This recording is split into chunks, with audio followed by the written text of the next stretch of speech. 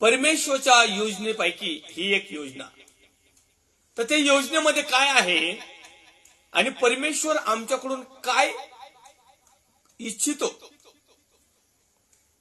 वास्तविक जी माणसे अनितीने सत्य दाबून ठेवतात, वास्तविक जी माणसे अनितीने सत्य दाबून ठेवतात त्यांच्या अभक्तीवर व अनितीवर देवाचा क्रोध स्वर्गातून प्रकट होतो. प्रकटीकरण, भविष्यवाणी, परमेश्वराची योजना, पूर्वसंकेत, दृष्टांत, स्वप्न.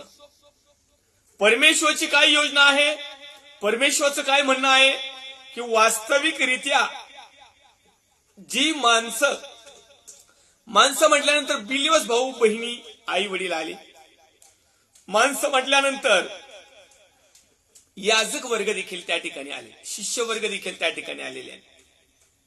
तर यांना परराष्ट्रीय लोक, जे स्वतःचे परमेश्वराचे लोक नाहीत, जे इस्रायली लोक नाहीत, जे हक्काचे लोक नाहीत, जे स्वर्गीय पाचारण केलेले लोक नाहीत, ज्यांना परमेश्वराने बोलवलेलं आहे, निवडलेलं आहे, पाचारण केलेलं आहे, असे लोक नाहीत, त्यांना परराष्ट्रीय म्हटलेलं आहे. आणि परराष्ट्रीय लोक अशा प्रकारची दुष्टाई करतात की ते अनितीने वागतात. मग परमेश्वराची योजना तुमच्या आणि माझ्यासाठी काय आहे बिलीवर्स, भावांनो, बहिणींनो, की आम्ही आमचं जीवन जगत असताना आम्ही नीतीने, न्यायाने आमचं जीवनाचं पालन करावं.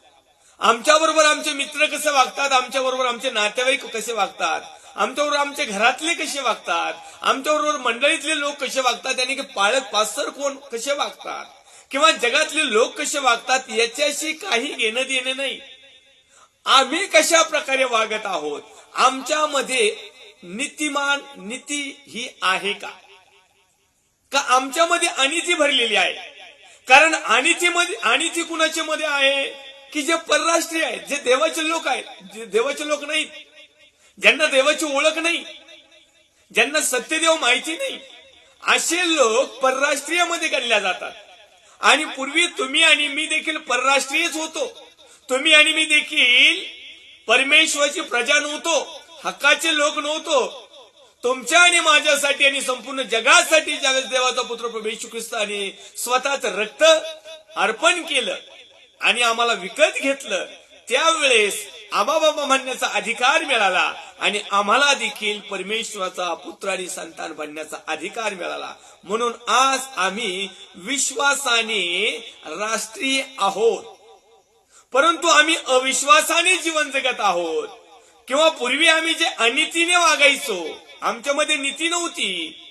आजही जर ख्रिस्ताला समजून उमजून ख्रिस्ताचे लेकरं झाल्यानंतर देखील जर आमच्यामध्ये जर अनिती आहे, तर परमेश्वराच्या दृष्टिकोनातून ही दुष्टाई आहे. आणि दुष्ट लोकांना सार्वकालिक वतन हे नाही, दुष्ट लोकांना स्वर्गाचं राज्य नाही, दुष्ट लोकांना परमेश्वराच्या राज्यातला आशीर्वाद नाही. पुढे तो लिहित आहे, अनितीने सत्य दाबून ठेवतात. म्हणजे याचा अर्थ सत्य त्यांना समजलेलं आहे. सत्य दाबून ठेवणं म्हणजे काय, सत्य समजलं पण ते न सांगणं, त्याचा प्रचार न करणं, ती सुवार्ता न सांगणं, तो शुभ संदेश न देणं, ते चिंतन मनन अध्ययन न करणं, त्या परमेश्वराच्या योजना समजून उमजून, परमेश्वराचं रहस्य समजून उमजून जे सत्य आहे ते लोक दाबून ठेवतात. आजही आमच्यामध्ये कितीतरी बिलीवर्स, भाऊ बहिणी, देवाचे सेवक यानी की याजक, शिष्य असे आहेत की त्यांना सत्य माहिती आहे, परंतु तरी ते दाबून ठेवतात. आता दाबून काय ठेवतात, त्याच्या पाठीमागचे रिझन आहेत, कारण आहेत. कारण जर आम्ही सत्य सांगितलं तर त्याचा तोटा आम्हाला होईल, आत्मिकरित्या फायदा होईल, परंतु जैगिकरित्या आमचा तोटा होईल. आत्मिकरित्या आमचं प्रॉफिट होईल, परंतु जैगिकरित्या आमचं नुकसान होईल. आर्थिकरित्या आम्ही परमेश्वराच्या समीप जाऊ, परंतु जैगिकरित्या मागासलेले राहू. आर्थिकरित्या किंवा आध्यात्मिकरित्या आम्ही परमेश्वराचं पुत्र आणि कन्या बनण्याचा अधिकार मिळेल, परंतु जगामध्ये उपाशी राहावं लागेल. जगामध्ये टेटस नाही राहणार, जगामध्ये इज्जत नाही राहणार, जगामध्ये खॅली खुशाली नाही मिळणार, जगामध्ये आयश आराम नाही मिळणार, जगामध्ये पाप करायला प्रबंध पडेल, जगामध्ये आम्हाला जीवन जगणं मुश्किल होईल. म्हणून अनेक लोकांना सत्य समजून देखील त्यांनी सत्य दाबून ठेवलेलं आहे. हे परमेश्वराने पाहिलेलं आहे, हे परमेश्वर पाहत आहे आणि परमेश्वर पाहत राहील. मग ज्या अर्थी तुमच्याकडे आणि माझ्याकडे अनिती आहे आणि सत्य दाबून जर ठेवत आहोत, तर याचा अर्थ आम्ही कितीही भक्तिमान असलो, कितीही धार्मिक असलो, कितीही आध्यात्मिक असलो, कितीही प्रीचर टीचर प्रोफेसाई करणारे असलो, कितीही शिष्य असलो, कितीही मंडळाचे फाउंडर असलो किंवा कितीही मोठा व्यक्ती असलो, तर आम्ही अभक्तहीन लोक आहोत. लोकांना दिसताना आम्ही भक्तिमान दिसतो, नीतिमान दिसतो, सत्यवादी दिसतो, परंतु वास्तविकरित्या ज्यावेळेस आम्ही अनुकरण करत नाही त्यावेळेस मात्र परमेश्वर तुमची आणि माझी गणना अभक्ती करणारी, अभक्ताव. भक्त कुणाला म्हणतात? जे भक्ती करतात. अभक्त कुणाला म्हणतात? जे भक्ती करतात परंतु भक्तीतलं मर्म जाणून घेत नाही. ते भक्ती करतात परंतु आत्म्यापासून आणि खरेपणापासून करत नाही.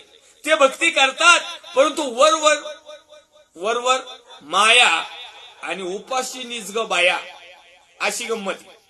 चर्चला जायचं, सहभागिता घ्यायची, आराधना करायची, गीतात नाचायचं, पवित्र आत्म्याचा टायमिंग झाला का आरडायचं वारडायचं, गोंधळ घालायचा, दानपात्र द्यायचं, कम्युनियन घ्यायचं, एकमेकाला आस्तोलन करायचं, प्रेज द लॉर्ड, जय मसीह की जय ख्रिस्त असं म्हणायचं आणि बाहेर निघल्यावर मात्र परत एकदा अभक्ती करायची. हे अशा प्रकारे अभक्तिमान लोक अशा प्रकारचे असतात की ते बाहेरून आम्हाला भक्तिमान दिसतात, धार्मिक दिसतात, परंतु त्यांचं वागणं उठणं बसणं मात्र परमेश्वराच्या दृष्टिकोनातून अभक्तिमान लोकांसारखं आहे की जे भक्तीच करत नाही. पुढं अनितीवर देवाचा क्रोध स्वर्गातून प्रकट होतो. देवाचा जो क्रोध आहे ना तो स्वर्गातून प्रकट होतो आणि म्हणून आम्ही नीतिमान असावं, म्हणून आम्ही सत्यवादी असावं, म्हणून आम्ही भक्तिमान असावं, म्हणून आम्ही नीतिमान असावं. ही देवाची योजना आहे, हे परमेश्वराची योजना आहे, हे परमेश्वराचे पूर्वसंकेत आहे. हा खरा परमेश्वराचा इच्छा आहे, प्लॅन आहे, स्वप्न आहे, दृष्टांत आहे, रेव्हलेशन आहे, प्रकटीकरण आहे. या गोष्टीविषयी परमेश्वराने भविष्यवाणी केली की माझे लोक अशा प्रकारे असावेत. कारण ह्या ज्या सगळ्या काही गोष्टी आहेत त्या परराष्ट्रीयांच्या मध्ये सापडल्या जातात. ज्यांना देवाची ओळख नाही त्यांच्यामध्ये सापडल्या जातात. जे अधर्मी आहेत, विधर्मी आहेत, नामधारी आहेत त्यांच्यामध्ये या गोष्टी सापडतात. परंतु तुम्ही आणि मी जर देवाचे लोक आहोत, शिष्य आहोत, पुत्र आणि कन्या जर आहोत, याजक वर्ग जर आहोत, तर आमच्यामध्ये सदैव नीती असावी. हर एक गोष्टीमध्ये भले नुकसान हो, काय व्हायचं ते हो, परंतु सत्य सोडायचं नाही. सत्य सोडलं कारण सत्यच परमेश्वर आहे. सत्य परमेश्वर आहे, नीती परमेश्वर आहे, भक्ती परमेश्वर आहे. पण अभक्ती जर झाली, अनिती जर झाली, असत्य जर झालं तर मग मात्र परमेश्वरचं स्वरूप बदललं जातं आणि त्यातली लगेच ताबडतोब दुष्टाचं स्वरूप येतं.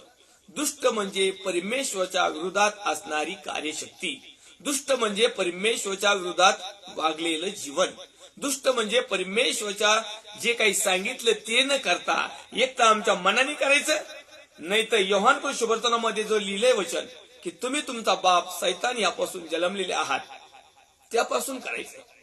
आज आम्ही परराष्ट्रीय नाहीत कारण आम्ही ख्रिस्ती आहोत, कारण आम्हाला ख्रिस्त समजलाय, कारण आम्हाला वधस्तंभ समजलाय, आम्हाला न्यायाचा दिवस समजलाय, आम्हाला स्वर्गाचं राज्य समजलंय, आम्हाला आबा बाबा म्हणण्याचा अधिकार मिळालाय. आज आम्ही प्रार्थना करतो, आज आम्ही उपासना करतो, आज आम्ही देवाचं वचन शेअरिंग करतो, ऐकतो, मनन करतो, चिंतन करतो, अध्ययन करतो, त्यावर अंमलबजावणी करतो. याचा अर्थ आम्ही देवाचे लोक आहोत, आम्ही परराष्ट्रीय लोक नाहीत.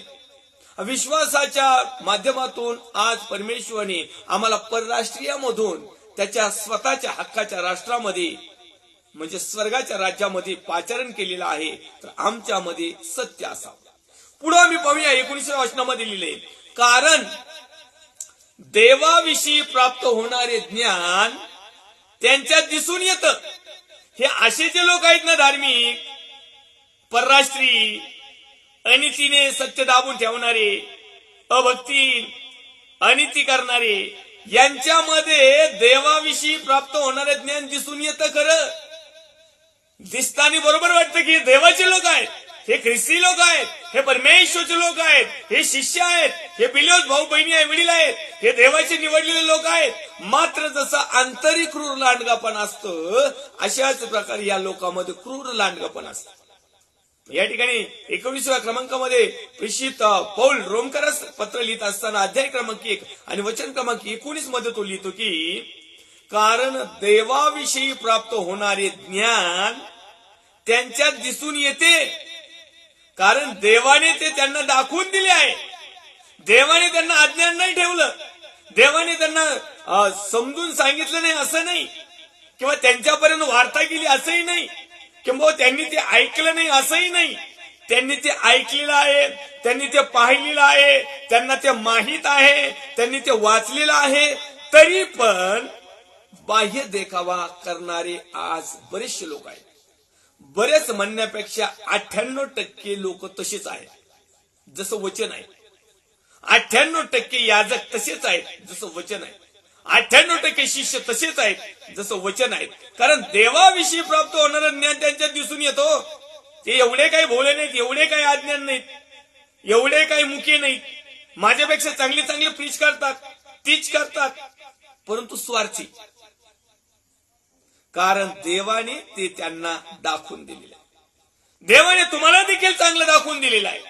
माझ्या लाईव्ह शिक्षणाला जुडणारे सर्व जे काही देवाचे अभिषिक्त सेवक सेविका विश्वासणारे भाऊ बहीण आई वडील आहेत, तुम्हाला देखील सत्य माहिती पडलेलं आहे. असं काही नाही की तुम्हाला माहित नाही, पण त्या सत्यावर अंमलबजावणी करायची की नाही करायची यावर तुमची दुष्टाई किंवा पुण्याई अवलंबून आहे. तुम्हाला ती इतरांना सांगायची का दाबून ठेवायची हे तुमच्यावर डिपेंड आहे. कारण तुमच्यामध्ये देवाविषयीचं ज्ञान आहे. कारण देवाविषयीचं ज्ञान नसतं तर तुम्ही इथं नसते आणि मीही इथं नसतो. परंतु आज आमचं वागणं, उठणं, बसणं, बोलणं आम्ही वेगवेगळ्या ठिकाणी आहोत. आम्ही केवळ चिंतन मनन अध्ययनासाठी 1 तास एकत्र येतो, परंतु बाकीचे 23 तास आम्ही एकमेकांपासून वेगळे असतो. वेगळ्या वेगळ्या ठिकाणी आमची कृती आणि आचरण परमेश्वर पाहत असतो. तुमचं देखील पाहतो आणि माझं देखील पाहतो. मग मी व्यवहार लाईनीमध्ये किती सत्य बोलतो, संसारामध्ये किती सत्य बोलतो, आर्थिक उलाढालीमध्ये किती सत्य बोलतो, देवाच्या वचनामध्ये किती सत्य बोलतो, प्रवचनामध्ये किती सत्य बोलतो, जीवन कसं सत्य जगतो का मी काही गोष्टी दाबून ठेवतो, की मी अभक्ती करतो, की मी अनिती करतो, हे 23 घंट्यामध्ये ज्याला त्याला माहिती. आता लाईव्ह सेशनला बसल्यानंतरचा जो 1 घंटा जातो त्यामध्ये आम्ही सर्वजण प्रभूच्या वचनामध्ये चिंतन मनन अध्ययन करतो. पण बाकीचे जे 23 घंटे आहेत त्या 23 घंट्यामध्ये आणि हा देखील 1 तासामध्ये परमेश्वर आम्हाला 24 आवर्स पाहत असतो. आम्ही कशा प्रकारे सत्य प्रकट करतो का दाबून ठेवतो, कशा प्रकारे आम्ही भक्ती करतो का अभक्ती करतो, कशा प्रकारे आम्ही नीती करतो की अनिती करीतो, हे परमेश्वर पाहत असतो. आणि तदनुसार जरी आता देवाचा क्रोध स्वर्गातून प्रकट झालेला नसला, नाहीच, मुळात नाहीच, अजून देवाचा क्रोध स्वर्गातून प्रकट झालेला नाही तुमच्या आणि माझ्यासाठी. जर आमच्यामध्ये असत्य आहे, आमच्यामध्ये अनित्य आहे, आमच्यामध्ये अभक्तिमानपणा आहे, तरी देखील देवाने त्याचा क्रोध आतापर्यंत स्वर्गातून प्रकट केलेला नाही. पण याचा अर्थ असा नाही की तुम्हाला आणि मला माफ होईल. त्याने का केला नाही तर तुम्हाला आणि मला एक संधी आहे. ही परमेश्वरची योजना. कोणती? की त्याने स्वर्गातून क्रोध प्रकट केलेला नाही, परंतु त्याने प्रकटीकरण दिले, त्याने भविष्यवाणी केली. Then the Jesus prophesied. परमेश्वराने भविष्यवाणी केली, परंतु ती प्रेषित पौलाच्या माध्यमातून केली. आणि प्रेषित पौलाच्या माध्यमातून प्रेषित पौलाने रोमकराच्या मंडळीला केली. आणि आज रोमकराच्या पत्रातला पहिला अध्यायाने 19-18 वचनाच्या माध्यमातून परमेश्वर आज तीच भविष्यवाणी तुमच्या आणि माझ्यासाठी करत आहे. आज ती आम्हाला स्वतःला लागू करून घ्यायची आहे. असं नाही की पौल साहेब तर रोमकराला म्हटले होते, ते माणसं जरा थोडेसे सत्य माहिती पडलं होतं तरी ते, तर तीच भविष्यवाणी आज देखील तुमच्या आणि माझ्यासाठी आहे. आज देखील देवाचा क्रोध स्वर्गातून प्रकट होण्याचा दिवस आमच्या समीप आलेला आहे. आणि म्हणून सावधान. परमेश्वराच्या योजनेनुसार अद्यापि परमेश्वराचा क्रोध स्वर्गातून हवा तसा प्रकट झालेला नाही, परंतु तो प्रकट होणार आहे. प्रकटीकरण आहे, ही भविष्यवाणी आहे. प्रॉफिसाय हा परमेश्वराची योजना आहे. हे परमेश्वराचे पूर्वसंकेत आहेत. हे परमेश्वराचं स्वप्न दृष्टांत आहे. हे परमेश्वराच्या संकल्पना आहेत. आज आमच्यावर जर क्रोध प्रकट झाला नाही तर निश्चित अर्थाने आज आम्हाला संधी आहे. जर आज आम्ही ती संधी जर सोडली तर निश्चित अर्थाने परमेश्वराचा सेवक प्रेषित पौल साहेबांनी रोमकरास दिलेल्या भविष्यवाणीच्या माध्यमातून किंवा प्रकटीकरणाच्या माध्यमातून किंवा प्रवचनाच्या माध्यमातून किंवा परमेश्वराची योजना सांगितल्याच्या माध्यमातून की देवाचा क्रोध स्वर्गातून प्रकट होत असतो, तर तो होणार आहे. कारण देवाविषयी प्राप्त होणारे ज्ञान त्यांच्यात दिसून आलेलं आहे.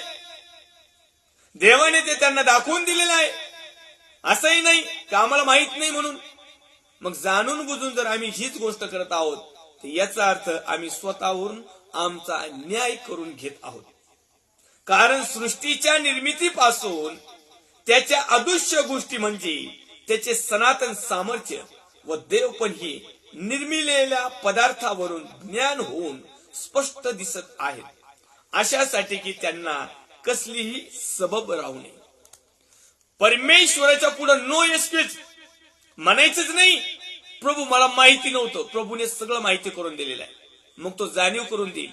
तो आपला सीसीटीव्ही फुटेज काढील लहानपणापासूनचे ते मरायपर्यंतची, आणि मग आम्हाला सबब राहणार नाही. या ठिकाणी लिहिता येतो कसलीही सबब राहू नये म्हणून सदैव परमेश्वर त्याच्या योजना या भूतलावर त्याच्या अभिषिक्ताच्या माध्यमातून, त्याच्या सेवकाच्या माध्यमातून, संदेष्टे प्रेषितांच्या माध्यमातून, पाळक साहेब सुवार्तिकांच्या माध्यमातून, पवित्र आत्म्याने कृपामंडित झालेल्या आमच्या बहिणी भावंड त्यांच्या माध्यमातून, देवाच्या वचनाच्या माध्यमातून आमच्यापर्यंत सगळ्या प्रकारच्या योजना आलेल्या आहेत. किंबहुना आमच्या समोर ते दिसणाऱ्या जे सृष्टी निर्माण करता परमेश्वर आहे, ज्याने सर्व काही निर्माण केले, यामध्ये एकच गोष्ट आहे की त्यांना कसलीही सबब राहू नये. मग आम्हाला म्हणायचं नाही प्रभू आम्हाला माहित नव्हतं. देवाला ओळखून सुद्धा त्यांनी देव म्हणून त्याचे गौरव केले नाही. देवाला ओळखून सुद्धा असा कोणता मनुष्य आहे जगात का तो देवाला ओळखत नाही? असा कोण मनुष्य आहे की तो म्हणतो की देवच नाही? देव आहे. कितीही नास्तिक असला तरी तो म्हणतो आहे. फक्त त्याचा वादविवाद कुठं असतो? आमका देव, फलाना देव, बिस्ताना देव, माझा देव खरा, तुझा देव खोटा. किंवा हे जगामध्ये जे देवाचं जे जाळं आहे ना, जाळं, त्याच्यामध्ये लोक गुंतले. मग त्याच्यात परंपरा आल्या, त्याच्यात रूढी आल्या, त्याच्यात जाती आली, त्याच्यात धर्म आल्या, त्याच्यात काही पोट भरू आले, त्यांनी स्वतःच काही अस्तित्व निर्माण केलं. हे सगळं केलंय, पण या सगळ्यांना माहिती आहे की सबका मालिक एक, कुणीतरी एक असा आहे. आपण जो ठामपणे म्हणतो की माझ्या यहोवाने सर्व निर्माण केलं, माझ्या परमेश्वर पित्याने सर्व निर्माण केले. येस, आमेन, आमेन, आमेन. तसंच जगातले परराष्ट्रीय लोक देखील म्हणतात आमच्या देवाने निर्माण केले. वेगवेगळ्या जाती, वेगवेगळे पंथ, वेगवेगळे धर्म, आम्हाला कुठल्या धर्माची टीका करायची नाही. परंतु या सर्वांना माहिती आहे की विश्व निर्माण करता, सृष्टी निर्माण करता एक आहे. मग तो कोण आहे याच्यावर तुमचे आणि माझे वाद आहे.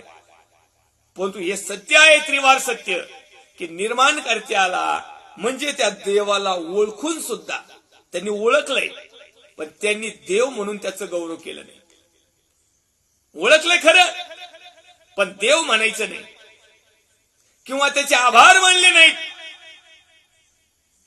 पण ते आपल्या कल्पनाने शून्यवत झाले. का झालं? तर देवाची योजना सोडून दिली. परमेश्वरचे जे काही हेतू होते, संकल्पना होते, प्लॅन होते, पूर्वसंकेत होते, हे सोडून दिले आणि त्याने स्वतःच्या कल्पना चालू केल्या. कल्पना, आपण नाही का कल्पना करतो, मी आता चंद्रावर प्लॉट घेतला, लगेच आपण हवेत उडवतो, लगेच जातो पखाड लावून, आहे की नाही? कल्पना. यांनी कल्पना केल्या की देव असा आहे, देव तसा आहे, देव अशा प्रकारे दिसतो, देव तशा प्रकारे दिसतो, देव हे कपडे घालतो, देव ते कपडे घालतो, देवाचा रंग असा, देवाचा हात असा, देवाचा पाय असा. आता मग ज्याच्या त्याच्या कल्पना. आणि काय केलेलं आहे ते आपल्या कल्पनांनी शून्यवत झाली. शून्य, शून्य वापळा, झिरो. आणि त्यांची निर्बुद्ध म्हणजे बुद्धी नसल्या कारणाने निर्बुद्ध मन अंधकाराने भरून गेले. ज्या मनामध्ये प्रकाशाने भरून जाणार पाहिजे होतं, कारण देव प्रकाश आहे, त्याच्या ऐवजी यांनी यांच्या स्वतःच्या कल्पना लावल्या, स्वतःचे प्लॅन तयार केले, स्वतःचं अस्तित्व तयार केलं आणि स्वतःच त्या ठिकाणी स्वतःच गौरव घ्यायला सुरुवात केली. त्यांनी देवाला गौरव दिले नाही, कारण देवाचं वचन स्पष्टरित्या सांगतं की मी माझं गौरव दुसऱ्या कुणालाही घेऊ देणार नाही. परंतु यांनी कल्पना केल्या, मनात प्लॅन केली, भेद केले, अंधकारच्या सत्यामध्ये अडवले गेले आणि देवाचा खरेपणाची ओळख सोडून त्यांनी त्यांच्या कल्पनाप्रमाणे स्वतःच गौरव करायला सुरुवात केली.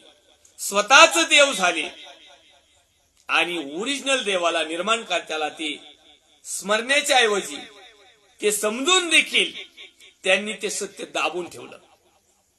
कसं?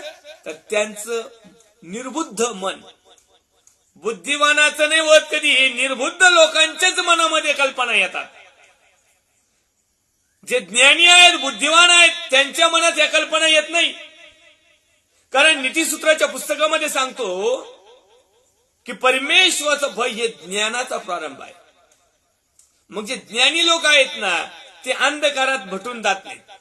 जे अज्ञानी लोक आहेत, म्हणून तर देवाचं वचन आम्हाला सांगतं की ज्ञाना अभावी माझ्या लोकांचा नाश झालाय. आज लोक निर्बुद्ध झालेले आहेत, लोकांच्या बुद्ध्या आज भ्रष्ट झालेल्या आहेत, लोकांच्या बुद्धीमध्ये आज कचरा आणि भुसा भरलेला आहे, लोकांच्या बुद्ध्यामध्ये आज बटाटे भरलेले आहेत, लोकांच्या बुद्धीमध्ये जग आणि जगातले हौसमौस भरलेली, जगातल्या वासना आणि व्यसनाने लुप्त झालेले आहेत. त्यांचं मन पूर्णपणे अंधकारात भरून गेलेलं आहे. अंधकार म्हणजे जगातल्या सर्व प्रकारच्या ज्या गरज नाहीत अशा गरजा, परंतु आम्ही त्या आज्ञाभंग करून पूर्णतेस नेतो आणि त्याद्वारे जीवाला असं सुखमय जीवनाचा अनुभव देतो. याचा अर्थ आम्ही निर्बुद्ध आहोत. स्वतःला शहाणे म्हणता म्हणता ते मूर्ख बनले. हे लोक स्वतःला शहाणं म्हणता म्हणता मूर्ख बनले. कारण याच लोकांना पूर्वी सत्य समजलं होतं, ह्याच लोकांनी ते दाबून ठेवलं. हेच लोक खरी भक्ती करीत होते, आत्म्याने नाही खरेपणाने. परंतु ह्या लोकांनी ज्यावेळेस जगाकडे पाहिलं, जगातल्या कैलीकुशालीकडे पाहिलं, जगातल्या डामडौलाकडे पाहिलं आणि आपल्याला ते हवं आहे म्हणून त्यांनी काय केलं की जर सत्य जर सांगितलं तर हे आपल्याला मिळणार नाही, मग लोकांना कुठंतरी भावनावश करून, लोकांना कुठंतरी खेळून, लोकांच्या मनात आपल्या स्वतःच्या किंवा संस्थेच्या किंवा मिनिस्ट्रीच्या किंवा चर्चच्या कल्पना भरून त्यांना कुंठित करून ठेवलं. हे स्वतःही अंधारात आणि इतरांनाही अंधारात. यांना सत्य माहिती आहे, परंतु हे इतरांना सांगत नाही. हे नीतिमान, यांना माहिती नीती काय आहे, नीतिमत्व काय आहे, परंतु हे जर नीतीने वागायला लागले तर यांना दाम दुप्पट घेता येत नाही. हे जर नीतीने वागले तर यांना अन्याय करता येत नाही. हे जर नीतीने वागायला लागले तर यांना दया करावा लागेल, कृपा करावा लागेल, क्षमा करावी लागेल, स्वार्थ सोडून द्यावा लागेल, मीपणा हेकेखोरपणा सोडून द्यावा लागेल. आणि यांचा तो दागिना आहे. जसं स्त्रिया गळ्यात वेगवेगळे दागिने घालतात ना, तसं हे लोक असत्याचा दागिना घालतात, अभक्तीचा दागिना घालतात, अनितीचा दागिना घालतात, खोटेपणाचा दागिना घालतात, देवाला ओळखून सुद्धा न ओळखल्याचा दागिना घालतात. देवाला गौरव द्यायच्या ऐवजी स्वतःलाच हार घालून मोकळे होतात. देवाचे आभार मानायच्या ऐवजी आपणच म्हणतो, येस मी माझ्या हिमतीवर कमवलं, मी माझ्या बुद्धीवर कमवलं, मी माझ्या सामर्थ्यावर कमावलं. मग समजन तिकडं. कारण तुझं कमावलेलं सगळं इथं ठेवून ज्यावेळेस तू गमावून एकटा जाशील आणि ज्यावेळेस तू नरकात किंवा अधोलोकात असशील, त्यावेळेस तुला समजल की आपण जगामध्ये काय कल्पना करीत होतो, आपल्या जगामध्ये किती शून्यवत होतो, आपण जगामध्ये किती निर्बुद्ध मूर्ख मनुष्यासारखं वागलो, आपण स्वतःला शहाणे समजत होतो. परंतु आता अधोलोकात आल्यावर, आता नरकात आल्यावर समजायला काही फायदा होत नाही. म्हणून आताच परमेश्वरची योजना आहे की आमच्याकडे सत्य आहे का, आमच्याकडे नीती आहे का, आमच्याकडे सुभक्ती आहे का, आम्ही देवाला ओळखतो का, आम्ही देवाचं गौरव करतो का, आम्ही देवाचे आभार मानतो का, आम्ही आमच्या कल्पनाने नाही तर दैवी कल्पनाने जीवन जगतो का, पवित्र आत्म्याच्या कल्पनाने जीवन जगतो का, देवाच्या वचनाप्रमाणे जीवन जगतो का, सत्याप्रमाणे जीवन जगतो का, आम्ही अंधारात चालतो की प्रकाशात चालतो, आम्ही शहाणे आहोत का मूर्ख आहोत. आज स्वतःला तपासण्याची वेळ आहे. जर आम्ही वेळीच तपासलं नाही तर पुढं आमच्या खूप हाल अपेष्ट होतील. आणखीन पुढं काय वचन वाचतो 23व्या क्रमांकाचं. आणि अविनाशी देवाच्या गौरवाची नाशवंत मनुष्य, पक्षी, चतुष्पाद, पशु व सरपटणारे प्राणी यांच्या प्रतिमेच्या रूपाशी त्यांनी आदला बदल केली. कुणाची? देवाची आदला बदल कशात केली? मनुष्यामध्ये. नाशवंत मनुष्य, नाश पावणारा, त्याच्यामध्ये केली. पक्ष्यामध्ये केली, चतुष्पाद मध्ये केली, पशुमध्ये केली, सरपटणाऱ्या प्राण्यामध्ये केली.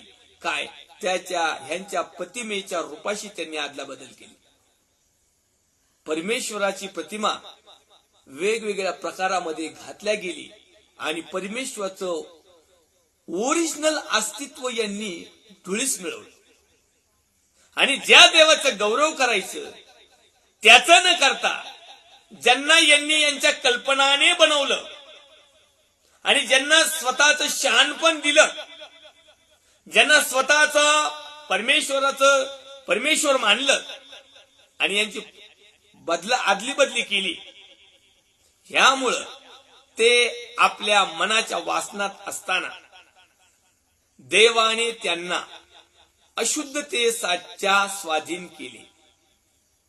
अशुद्धतेच्या स्वाधीन केलेल्या या लोकांना. मग आम्ही तसे आहोत का? प्रश्न आहे. कुणाची असू, मेरीची मूर्ती असू नाही तर जिजसची असू, मूर्ती आहे, प्रतिमा आहे, फोटो आहे. आता तुम्हाला थोडंसं अवघड वाटेल पण हे सत्य आहे. ज्यांना पाळायचं ते पाळू शकतात. बळजबरी काही नाही, कारण आम्हाला सत्य दाबून ठेवत नाही आम्ही. या ठिकाणी काय लिहिलंय? वास्तविक जी माणसे अनितीने सत्य दाबून ठेवतात, आपण सत्य दाबून ठेवीत नाही. तुमची मेरीची मूर्ती असू नाही तर मेरीच्या बापाची असू नाही तर मेरीच्या आईची असू नाही तर मेरीच्या पोराची असू नाही तर माझी काय असा ना, प्रतिमा नाही. सन्मान आदर इथून करा ना, का हार घालूनच केला जातो? हे लय खरंय. याचा अर्थ परमेश्वराने 24व्या वचनामध्ये लिहिलेला आहे की यामुळे ते आपल्या मनाच्या वासनात असताना या मनाच्या वासनेने, मनाच्या कल्पनेने तयार केलेलं चित्र आहेत.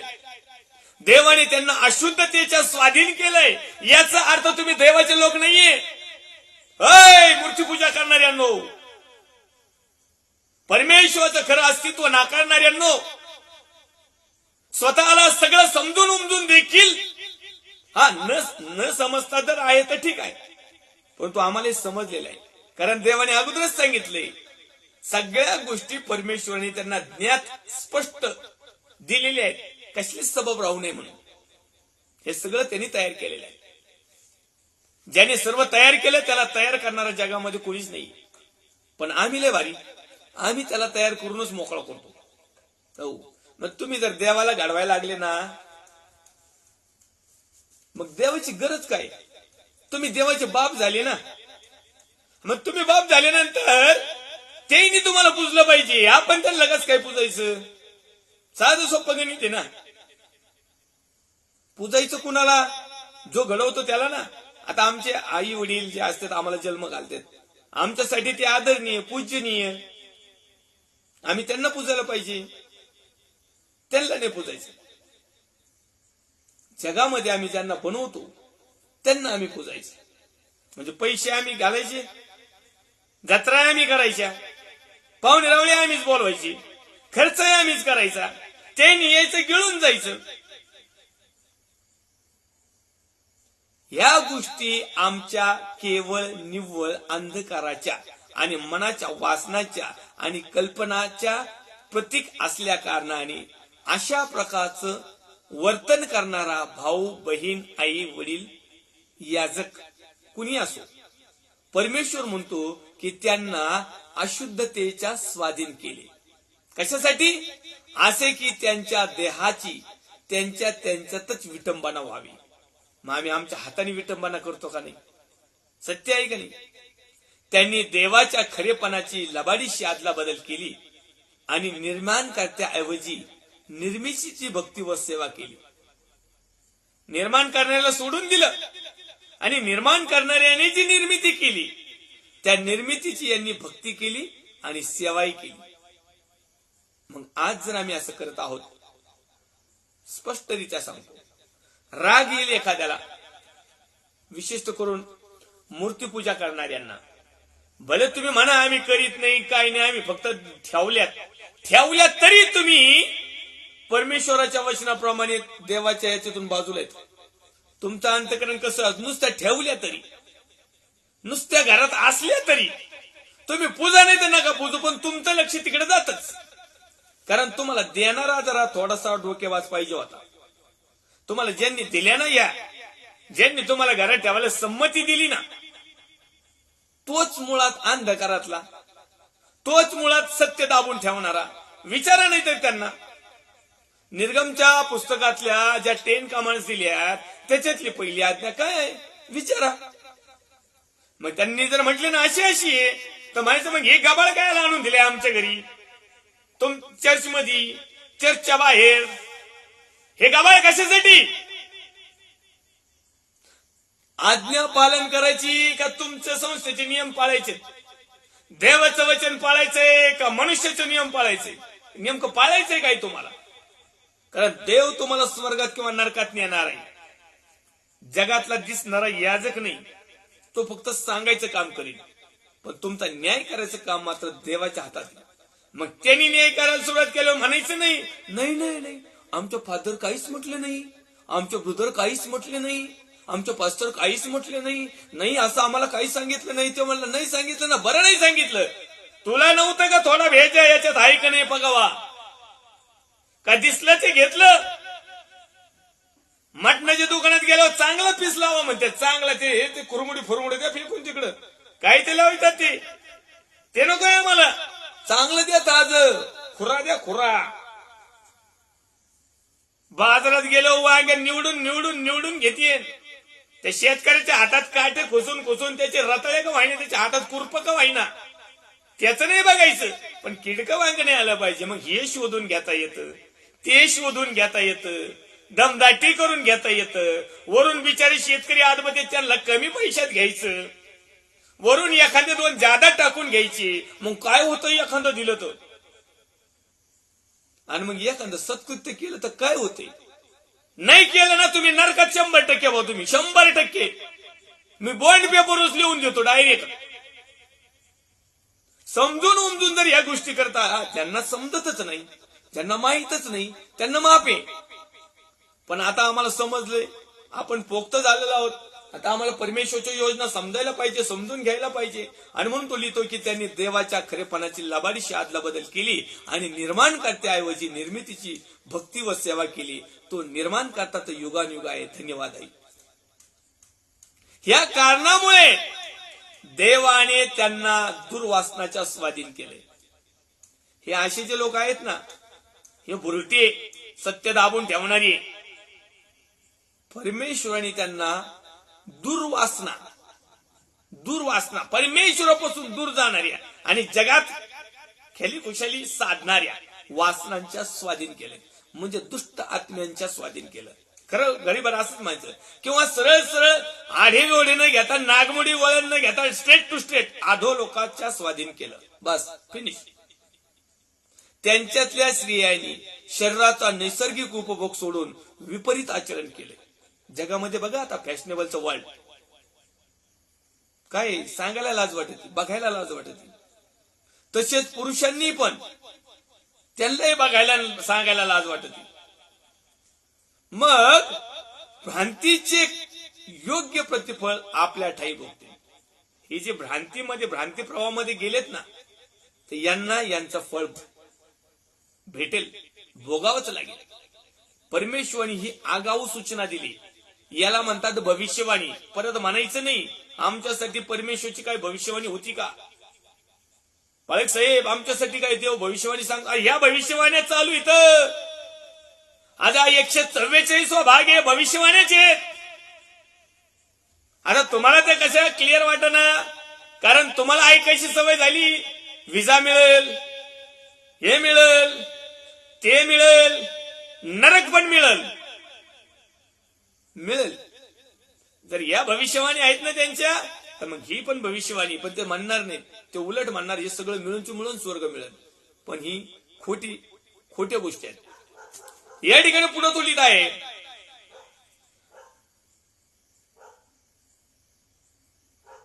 ज्या अर्थी देवाची जाणीव ठेवण्यास ते मान्य झाले नाही, त्या अर्थी देवाने त्यांना अनुचित कर्म करण्यास, अनुचित कर्म म्हणजे चांगले कर्म नाही, विपरीत मनाच्या स्वाधीन केले. तुम्ही विपरीत मनाचे लोक आहात. विपरीत परमेश्वराच्या बाजूनी, परमेश्वराच्या आश्रयाकडून, परमेश्वराच्या योजनेनुसार नाही, तो विपरीत, त्याच्या विपरीत, स्वर्गाच्या विपरीत म्हणजे विरुद्ध अभ्यास. म्हणजे जर जीवन घेतलं का मरण, सुख घेतलं का दुःख, शाप घेतलं का आशीर्वाद, हे जे असं विरोधभास आहे ना, विरोधभास. पवित्रता घेतली का अपवित्रता, म्हणजे हा जो विरोध आहे ना, विरोधाभासाच्या मनाच्या स्वाधीन केलं. सर्व प्रकारची अनिती. आता पहा, परमेश्वराच्या योजनेमध्ये अशा प्रकारच्या गोष्टी बसत नाहीत, त्या त्यांनी आगाऊ सूचना दिलेल्या आहेत. त्यामध्ये लिहिलेलं आहे, सर्व प्रकारची अनिती, दुष्टपणा, लोभ, वाईटपणा यांनी ते भरलेले असून हेवा, खून, कलह, कपट, कुबुद्धी यांनी पुरेपूर भरलेले होते. ते चहाडखोर, निंदक, देवाला तिटकार आणणारे, उद्धट, गर्विष्ठ, बडाईखोर, कुकर्मकल्पक, माता पिताची अवज्ञा करणारी, निर्बुद्ध, वचनभंग करणारी, ममताहीन, निर्दय असे होते. एवढ्या प्रकारे त्याच्यात. आता आमच्यामध्ये किती इथं, आता नुसतं तुम्हाला वाचून दाखवले, परंतु तुम्ही पौलाचं रोमकरस पत्र काढा, अध्याय क्रमांक 1 काढा आणि त्याच्यामध्ये 29, 30 आणि 31 हे 3 वचन आहेत. या 3 वचनामध्ये या सगळ्या गोष्टी लिहिलेल्या आहेत. मग एका कागदावर लिहून काढा, दुसऱ्या कागदावर तुम्ही काय करता हे लिहून काढा. आता तिथं असं करा अनिती, मग पुढे आपण जर अनिती करीत असलो तर करा त्याच्यावर डॅश, असं मार्किंग करा. दुष्टपणा करा त्याच्यावर मार्किंग, लोभ करा मार्किंग, वाईटपणा करा मार्किंग, हेवा करा मार्किंग, खून करा मार्किंग. आता तुम्ही म्हणता खून तर आम्ही केला नाही, पण यस तुम्ही खून करताय. दुसऱ्याचं मन तोडणं म्हणजे खूनपणाचा. कलह वादच नाही करायचा. कपट करावंच लागतं. कुबुद्धी आम्ही वापरलीच का आम्हाला सद्बुद्धी. चाडखोर याच्याशिवाय तर आमचे दिवस जात नाही. याच्या चाड्या कर, त्याच्या चाड्या कर. निंदक आता आपल्याला चांगलं वागताच येत नाही म्हणलं, एखादं चांगलं वागत असलं तर निंदा करणारच ना. काय बाळासाहेब साहेब तुम्ही माझा निंदा करावंच लागेल ना, कारण आम्हाला चांगलं नाही करता येत. देवाला तिटकारा असलेले, आता देवाला तिटकारा आणणाऱ्या गोष्टी कोणत्या? देवाला चांगलं कधी वाटतं? देवाला आवडणाऱ्या गोष्टी केल्यावर. देवाला तिटकारा कसा वाटतो? देवाच्या विरोधात गोष्टी केल्यावर. आम्ही कुठे दिवसभर चांगल्या गोष्टी करतो, देवाला तिटकारा आणणारच करतो ना. ओळखून जायचं आपण कुठं चाललो. उद्धट, गर्विष्ठ याचा तर नादच नाही करायचा. बडाईखोर याचा पण विषय नाही करायचा. खिशात नाही आनंद मला बाजीराव म्हणा, याच्यात तर लय परिंदापी. कातडे कातडे जातील पण आपण काही सोडणार नाही भाऊ. लय बडाईखोर, काही नका काही आहे ना, पण नादच नाही करायचा भाऊ. नंबर 1 लाच येऊन बसतो. कुकर्म कल्पक, कुकर्म कल्पना करणारी, माता पित्रांची अवज्ञा करणारी बरेच येत. बोटावर मोजण्यासारखे नाही बरेच येत. फक्त बोटनावर मोजणारे लोक आपल्या माता पिताच्या आज्ञेत आहेत. जरा निर्बुद्ध, आम्हाला बुद्धीच नाही. वचनभंग करणारे, एखाद्याला वचन जर दिलं तर भंग पावणारी करणारी. ममताहीन, ममता प्रियम नसणारी, निर्दय, क्रूर, जे ह्या रीतीने वागतात ते मरणास पात्र आहेत, म्हणजे अधोलोकास. कारण पापाचं वेतन मरण आहे आणि हे सगळं पाप आहे. आणि याचा गोळा बेरीज केली तर याचं बक्षीस मरण आहे. आणि मरण विजयात परमेश्वराचा पुत्र प्रभू येशू ख्रिस्ताने गिळलं, आम्ही नाही गिळलं. कारण आमच्यात हेच गिळता आमचे हाल चालले. आम्ही याच्यातलं काही टाकूनच देत नाही ना. हे खरकाटा खुरकाटा हे चालूच आहे आमचं. याच्यातलं आम्ही काही कमी केलंय का? माझ्या प्रिय भावांनो बहिणीनं माझ्या हात जोडून विनंती आहे की हे जे 29, 30 आणि 31 वचन जे आहे त्याच्यामधलं जे लिहिलेलं आहे ते एका पानावर लिहा. आणि दररोज आम्ही किती याच्यामध्ये बदल करतो याची नोंद वही करा. तुम्हाला समजल की तुम्ही ख्रिस्ताला स्वीकारल्यापासून तर आताच्या समयापर्यंत तुमच्यात किती बदल झाला. तुम्ही कसे होता आणि आज प्रभूमध्ये कसे आहात. करा टिक मार्क. याच्यावरून कुणाला न्याय करायची गरज नाही, कुणाला निंदा करायची गरज नाही, कुणाला दोष दाखवायची गरज नाही, कुणाला शिकवायची गरज नाही. कारण पवित्र आत्मा आम्हाला स्पष्टरित्या हे शिकवतो. आणि म्हणून आम्ही जर अनिती करीत असेल सोडून द्या, दुष्टपणा करीत असेल सोडून द्या, लोभ जर धरीत असलो सोडून द्या ना. हाय तर समाधान माना ना, कशाला लोभ धरता. आणि लय लोभ तुम्हाला काही कमवायचेच आहे ना, रात्रंदिवस तर पडा ना, काम करा ना, काय फरक पडतोय. पण लोभ धरून काय होईल का. वाईटपणा कशाला करता. इनमिन 4 दिवस, 4 दिन की जिंदगी 2 दिन की है जवानी, कट जाएगी 4 दिन की जिंदगी, दुनिया से चले जाएंगे. मग कशाला वाईटपणा करता. हेवा कशाला करायचं. हेवा, खून, कलह, कपट, कुबुद्धी, चाडखोर. अरे काय गरज आहे चाड्या लावायची. माझ्यासारखं डायरेक्ट फेस टू फेस बोला ना. मग नाही, एखाद्याची चाडी लावण्यापेक्षा डायरेक्ट फेस टू फेस बोलायचं. पाप तरी कमी होईल. निंदक, अरे निंदा करण्यापेक्षा डायरेक्ट फेस टू फेस यायचं. पाठीमागं नाही बोट मोडायची, पुढे जाऊन मोडायची. एक तर तुमच्या मोडायचे नाही तर त्याचे मोडायचे, पण पुढे जाऊन मोडायचे, मागे नाही मोडायचे. कमीत कमी हे पाप तरी नाही होणार, कदाचित सुलोका होईल.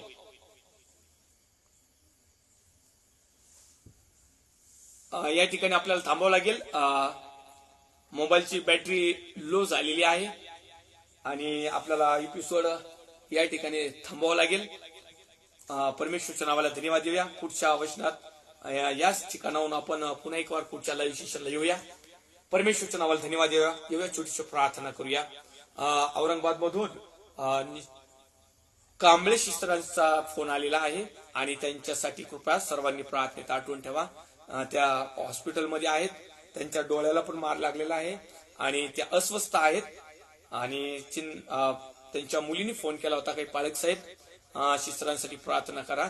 तर मी सगळ्या देवाच्या सेवकांना विनंती करील की सिस्टर कांबळे औरंगाबाद मध्ये आहेत, त्यांच्यासाठी कृपया प्रार्थनेत आठवण ठेवा. पवित्र थोडसे एनर्जी दे बापा, जसे आहोत तसे तुझ्या पवित्र हातामध्ये येत आहोत. प्रभू येशू ख्रिस्ताच्या प्रेमळ आणि सामर्थ्यवान नावात आम्ही प्रार्थना करतो. प्रभू येशूच्या नावामध्ये सिस्टर कांबळे यांच्यासाठी प्रिय बाप्पा, तू डॉक्टरांचा डॉक्टर आणि वैद्यांचा वैद्य आहेस. त्या लेकराच्या जीवनात महत्वान परमेश्वर बाप्पा या समाला लागलीस तू कार्य कर आणि त्या लेकराचे अश्रू प्रिय बाप्पा तू पहा. त्या आईला उत्तम असं आरोग्य दे आणि येणाऱ्या थोडक्या दिवसामध्ये तिला पूर्ववत बनव. गेलेली शक्ती तू पुन्हा एक वार दे आणि सर्व प्रकारच्या आर्थिक जे काही पाठबळ लागत असेल तू देऊन तृप्त कर. प्रार्थना करूया येशू ख्रिस्ताच्या नावात. लाईव्ह जोडणार सर्व देवाचे अभिषिक्त सेवक सेविका, विश्वासणारे भाऊ बहीण, आई वडील, त्यांच्या समस्या, चिंता, काळजी, टेन्शन, ताण, दबाव, आजार, विकार, बंधन सोकडं.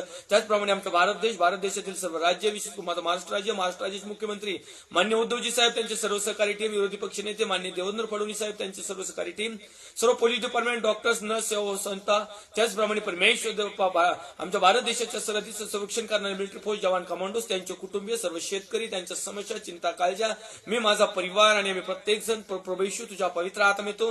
लागणाऱ्या सर्व गरजा तुझ्या स्वर्गीय भांडारातून अद्भुतरित्या पुरवलेल्या आहेस, पुरवत आहेस आणि इथून पुढे पुरवशील. त्याबद्दल तुझे आभार मानतो. का स्तुतीसह धन्य उद्धारक जो होता, जो आहे, जो येणार आहे, त्या पवित्र प्रभू येशू ख्रिस्ताच्या प्रेमळ आणि सामर्थ्यवान नावात छोटीशी प्रार्थना मागतो स्वर्गीय पिता होई. आमेन. प्रभू येशू रक्त की जय, प्रभू येशू रक्त की जय, प्रभू येशू रक्ताचा जय जयकार असो. Amen, amen, amen. Praise the Lord. Thank you. God bless you.